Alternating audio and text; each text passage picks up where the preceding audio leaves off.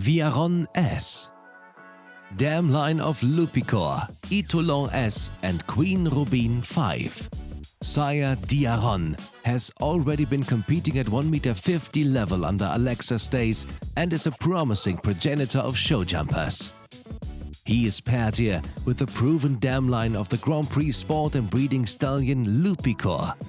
Viaron S's Grand Dam Zadet S has foaled the national 150 level show jumper Haradat S and is listed as the Grand Dam of the international 1.50 m horse E.H.F S ridden by Sarah Lottis.